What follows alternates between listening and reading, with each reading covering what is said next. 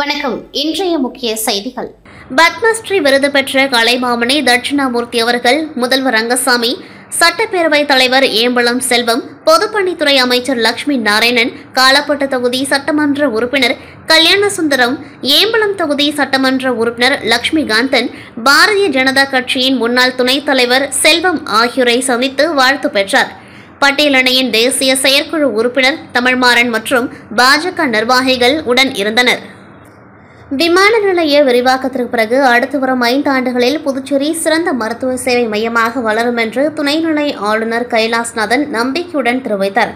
புதுச்சேரி மகாத்மா காந்தி மருத்துவக் கல்லூரி மற்றும் ஆராய்ச்சி நிறுவனம் மற்றும் இங்கிலாந்தின் லீட்ஸ் பல்கலைக்கழகம் இணைந்து நடத்தும் 3வது சர்வதேச சுகாதார மற்றும் ஆராய்ச்சி மாநாடு மகாத்மா காந்தி மருத்துவக் கல்லூரியில் துவங்கியது. இதில் சிறப்பு அழைப்பாளராக துணைநிலை ஆளுநர் கைலாஷ்நாதன் கலந்து கொண்டு மாநாட்டை துவக்கி வைத்தார். மகாத்மா காந்தி மருத்துவக் கல்லூரியின் வேந்தர் மற்றும் நிறுவனர் ராஜகோபாலன், துணைவேந்தர் நிகர் ரஞ்சன் பிஸ்வாஸ் மற்றும் பல்வேறு நாடுகளில் இருந்து வந்திருந்த மருத்துவ பேராசிரியர்கள், அறிஞர்கள் கலந்து கொண்டார்கள். நிகழ்ச்சியில் பேசிய துணைநிலை ஆளுநர், மருத்துவ சேவை ஒவ்வொரு குடிமகனையும் சென்றடைவதை உறுதி செய்ய வேண்டும். கண்டுபிடிப்புகள் மட்டும் போதாது, அனைத்து சமூகத்தினரும், சமூக பொருளாதார பின்னணியில் உள்ள மக்களும் இந்த கண்டுபிடிப்புகளால் முன்னேற்றமடைய வேண்டும் என்று கேட்டுக்கொண்டார். புதுச்சேரி ஒரு சிறிய மாநிலம் என்றாலும் இங்கு ஜிப்மர் உள்ளிட்ட 9 மருத்துவக் கல்லூரிகள் இருக்கின்றன. இவற்றை நாம் சரியாக பயன்படுத்தி புதுச்சேரி மாநிலத்தை ஒரு மருத்துவ மையமாக உருவாக்க முடியும். தற்பொழுது விமான நிலையத்தை விரிவுபடுத்த அரசு முயற்சி எடுத்து வருகின்றது. அதன் பிறகு இன்னும் சுமார் 5 ஆண்டுகளில் புதுச்சேரி ஒரு மருத்துவ சேவை மையமாக வளரும் என்று நம்பிக்கை எனக்கு இருக்கின்றது என்று பெருமைப்பட தெரிவித்தார். மாநாடு குறித்து டாக்டர் பழனிவேல் கூறும்பொழுது, பெண்களுடைய வழிகாட்டி எப்படி இருக்க வேண்டும், அவர்களுடைய ஆளுமையை எப்படி வெளிக்கொண்டு வர வேண்டும் என்பதை ஆய்வுக்காக எடுத்துக் கொள்ளப்படுகின்றது. மேலும் ஒரு மனிதனுக்கு வரும் நோயை ஆரம்ப கட்டத்தில் எப்படி கண்டுபிடிக்க வேண்டும் என்று திறன் மேம்பாட்டு குறித்து பயிற்சி அளிப்பது இந்த மாநாட்டின் முக்கிய நோக்கம் என்றார். காரைக்கால் மாவட்டத்தில் உள்ள அரசு மற்றும் அரசு உதவி பெறும் கல்வி நிறுவனங்கள் 33க்கு மாவட்ட ஆட்சியரின் புகார் பெட்டி நேற்று வழங்கப்பட்டது. தேசிய போதைப்பொருள் ஒழிப்பு திட்டத்தின் ஒரு பகுதியாக சமூக நலத்துறையின் மூலம் வழங்கப்படும் புகார் பெட்டிகளை மாவட்ட ஆட்சியர் மணிகண்டன் அந்தந்த பள்ளி ஆசிரியர்களிடம் வழங்கினார். கல்வி நிறுவனங்களில் பயிலும் மாணவ மாணவிகளின் நலனை கருத்தில் கொண்டு அவர்களுக்கு தெரியவரும் சட்டவிரோத போதைப்பொருள் உபயோகம் மற்றும் கடத்தல் குறித்தான தகவல்களையும் மற்றும் அவர்களுடைய இதர குறைகளையும் இந்த புகார் பெட்டியில் தெரிவிக்கலாம். இந்த புகார் பெட்டியின் சாவி மாவட்ட ஆட்சியரின் கட்டுப்பாட்டில் வைக்கப்பட்டுள்ளது. அவ்வப்பொழுது இந்த புகார் பெட்டி திறக்கப்பட்டு அதில் தெரிவிக்கப்பட்டுள்ள புகார்கள் முழு உரிய நடவடிக்கை எடுக்கப்படும். இந்நிகழ்வில் முதன்மை கல்வி அதிகாரி விஜயமோகனா, நலவழித்துறை துணை இயக்குநர் மருத்துவர் சிவராஜ்குமார், சமூக நலத்துறையின் உதவி இயக்குநர் ராஜேந்திரன், மாவட்ட ஆட்சியரின் செயலர் பொன் பாஸ்கர் மற்றும் பலர் கலந்து கொண்டார்கள். காரைக்கால் மாவட்ட ஆட்சியர் மணிகண்டன் புதுச்சேரி துணைநிலை ஆளுநரின் செயலாளராக நியமிக்கப்பட்டார்.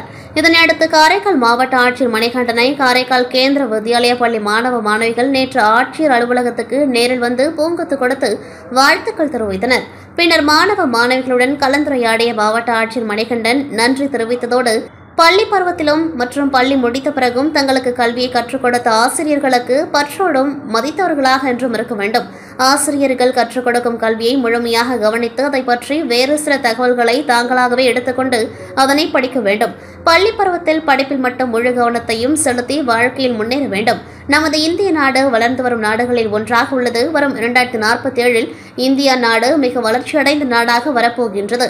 மாணவர்கள் மாதா, பிதா, குரு மற்றும் தெய்வம் என்பதில் முதலில் அம்மாவையும், 2வது தந்தையும், 3வது உங்களுக்கு கல்வி கற்றுக் கொடுக்கும் ஆசிரியர்களையும் குறிப்பிடுகின்றார்கள். எனவே கல்வி கற்றுக் கொடுக்கும் ஆசிரியர்களை மதித்து நடக்க வேண்டும்.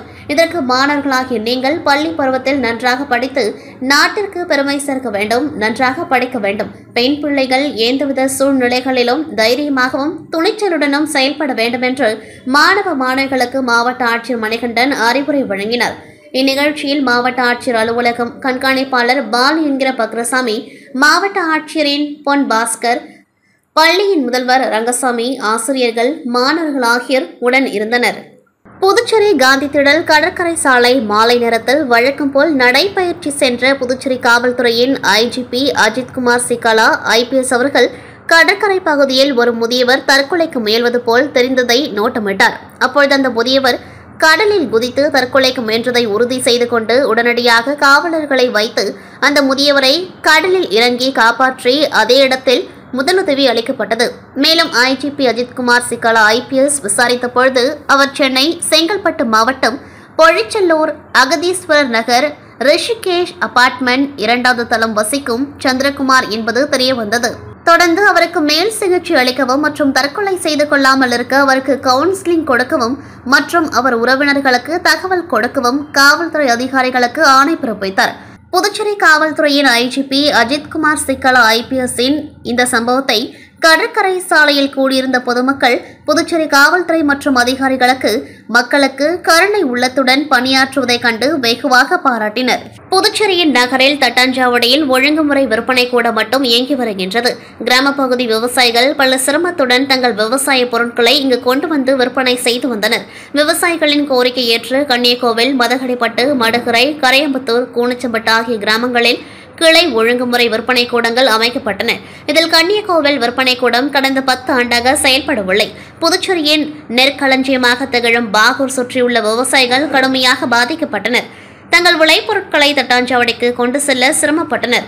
இதனால் நேரடியாக கொள்முதல் செய்ய வந்த விவசாயிகளிடம் நெல், கம்பு, கேழ்வரகு போன்ற பயிர்களை விற்பனை செய்தனர். இதனால் தட்டாஞ்சாவடி ஒழுங்குமுறை விற்பனை கூடத்தில் விளைபொருட்கள் வரத்து குறைந்தது. இதுகுறித்து கல்விப்பட்ட வேளாண் துறை அமைச்சர் தேனி ஜெயக்குமார் துறை அதிகாரிகளுடன் கன்னியகோவில், பாகூர் சுற்றியுள்ள விவசாயிகளின் வீடுகளுக்கே நேரடியாக சென்று விளைபொருட்களை கன்னியகோவில் ஒழுங்குமுறை விற்பனை கூடத்திற்கு அனுப்ப வேண்டுகோள் விடுத்ததுடன் விற்பனை கூடத்தை திறக்க நடவடிக்கை எடுத்தார். இதனால் விவசாயிகள் மகிழ்ச்சியடைந்து இன்று முதல் தங்களது விளைபொருட்களை ஒழுங்குமுறை விற்பனை கூடத்திற்கு அனுப்பினார்கள். கன்னியகோவில், பாகூர் சுற்றியுள்ள விவசாயிகள் தங்கள் விளைபொருட்களை விற்பனை கூடத்துக்கு கொண்டு வந்து விற்பனை செய்தனர். இதுகுறித்து விவசாயிகள் கூறும்பொழுது அமைச்சர் நேரடியாக வந்து எங்களிடம் கோரிக்கை வைத்தார். பாகூர் சுற்றியுள்ள பகுதியில் 2500 ஏக்கரில் நெல், கம்பு, கேழ்வரகு உட்பட விளைபொருட்களை பயிற்சி செய்கின்றோம். பாகூர் சுற்றியுள்ள பகுதியில் 2500 ஏக்கரில் நெல், கம்பு, கேழ்வரகு உட்பட விளைபொருட்களை பயிர் செய்கின்றோம். இந்த பொருட்களை தட்டாஞ்சாவடி கொண்டு செல்ல சிரமமும் அதிக செலவும் ஏற்படுகின்றது. இதனால்தான் கன்னியகோவில் விற்பனை கூடம் திறக்கப்பட்டது. ஆனால் 10 ஆண்டாக இது திறக்கப்படாததால் நேரடியாக வியாபாரிகளிடம் விற்பனை செய்தோம்.